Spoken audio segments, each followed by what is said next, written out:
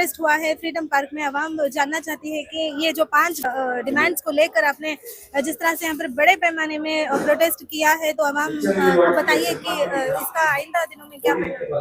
देखिए, आज बेंगलुरु के फ्रीडम पार्क में चलो बेंगलुरु के नाम से social democratic party of India की जानिब से 5 अहम डिमांड लेकर हमने प्रोटेस्ट किया है।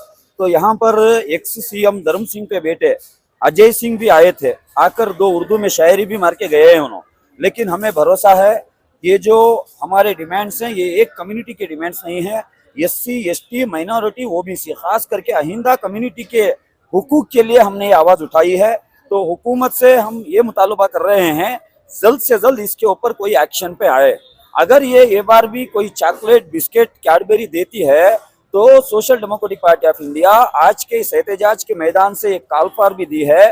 अगर आप इसको इग्नोर करेंगे तो आइंदा ZPTP, gram panchayat, corporation, GBA series of elections आ रहे हैं। यहाँ पर अहिंदा कम्युनिटी आपको सही से सबक सिखाएगी। उसके लिए मौका मत दियो।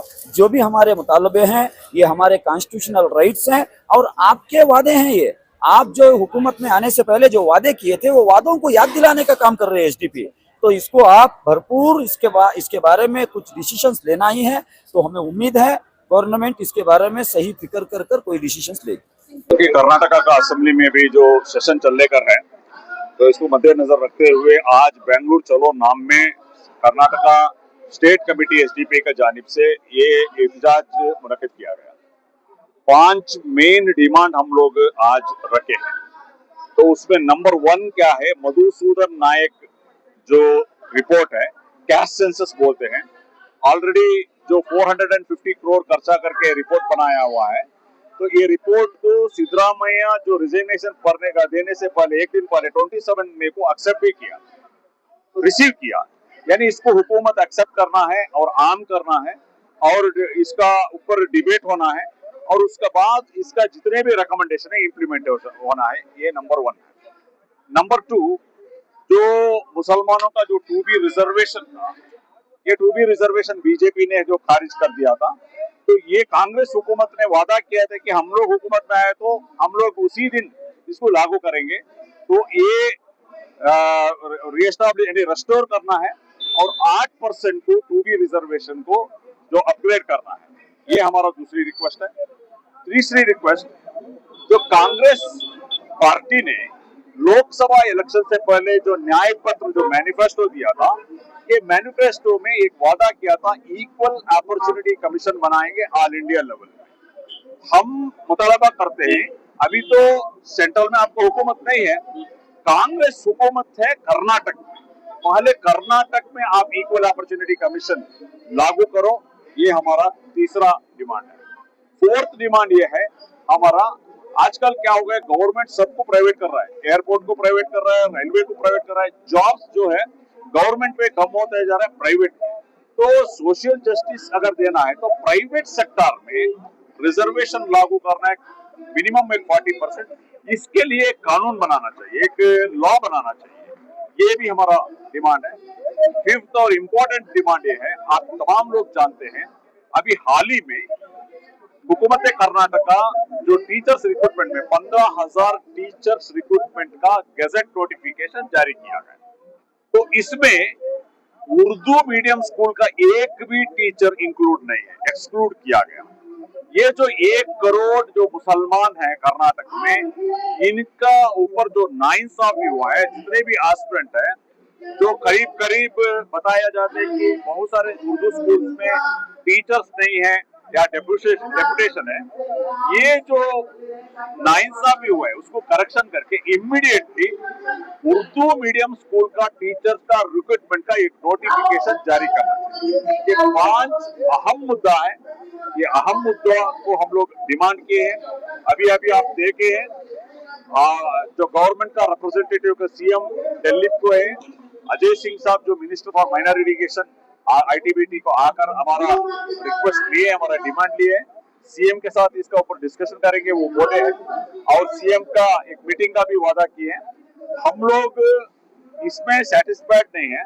जब तक के पूरे डिमांड मुकम्मल नहीं होता तब तक हमारा ये जो एहतजाज जारी रहेगा।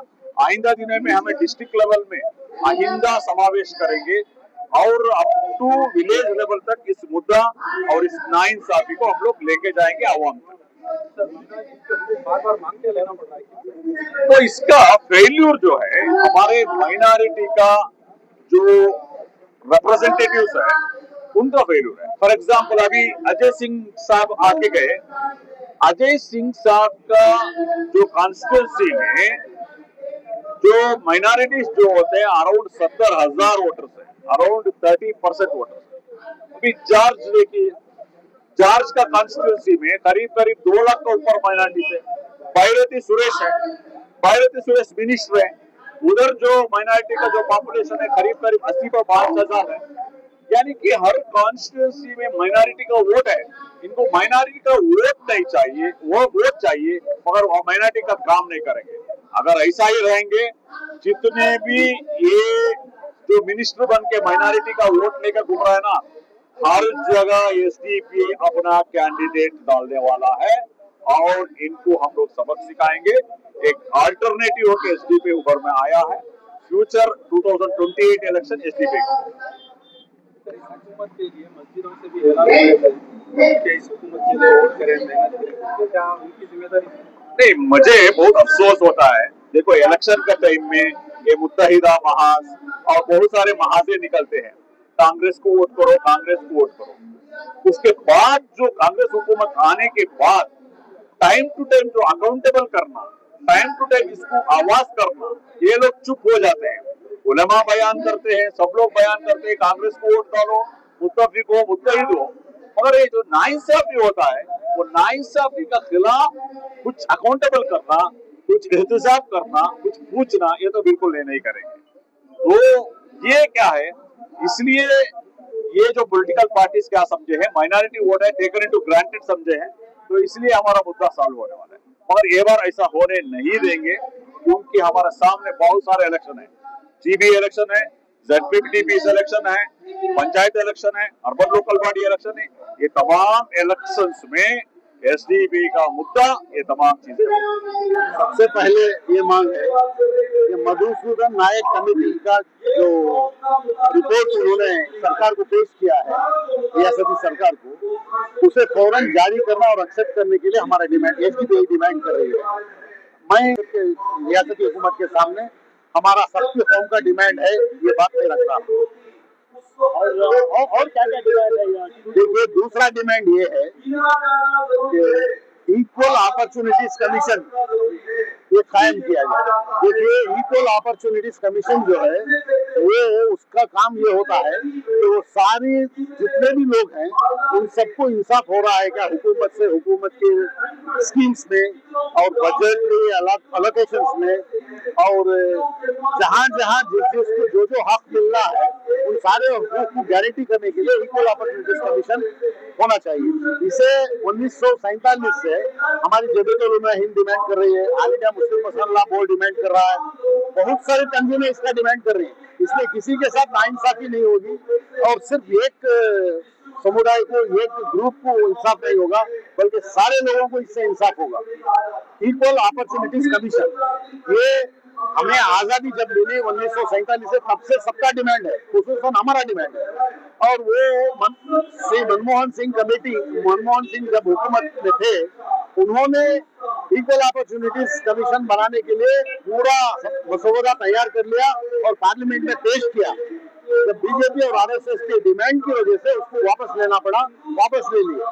अभी इस रियासती हुकूमत को हम डिमांड कर रहे हैं कि वो इक्वल अपॉर्चुनिटीज कमीशन कायम करे और उसके जरिए सबको इंसाफ दे, और मुसलमानों को भी इंसाफ मिलेगा, दलितों को भी मिलेगा, पिछड़ी कौमों को मिलेगा, ब्राह्मण्स को भी मिलेगा, लिंगायत को, गौरों को सब मिलेगा।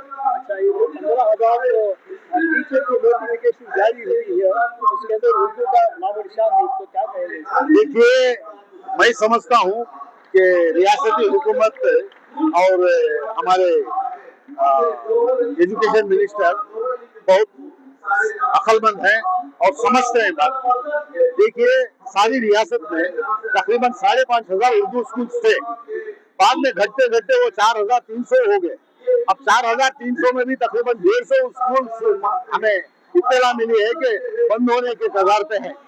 ऐसी सूरत में हमारे एजुकेशन मिनिस्टर को चाहिए कि 15,000 में से 15% जो हमारा हिस्सा बनता है, तकरीबन 2,500 टीचर्स को रिक्रूट करे, उर्दू टीचर्स को, और उर्दू स्कूलें जो बंद हो रही हैं उन्हें मॉडर्नाइज करके और उर्दू टीचर्स को टीचर्स ट्रेनिंग और जरा स्पेशल ट्रेनिंग देके बच्चों को ज्यादा से ज्यादा कुछ उनको बेहतरीन एजुकेशन मिलने के जैसे हालात पैदा करके स्कूलों को बंद करना बंद करें और स्कूलों को खोलें। अभी हमें सारे हिंदुस्तान में फेमस हो गए हैं, योगी हुकूमत जो है स्कूलों को बंद करने में मास्टर हो गई है। मैं चाहता हूँ कि यहाँ की हुकूमत हमारी ऐसा नाम ना ले, जो नाम उनको है उनको रहने दे। हमारी रियासत बेहतर है, आप लोग समझदार हैं, बेहतर है कि उर्दू टीचर्स को अपॉइंट करें और उर्दू स्कूल्स को बढ़ाएं, कम ना करें।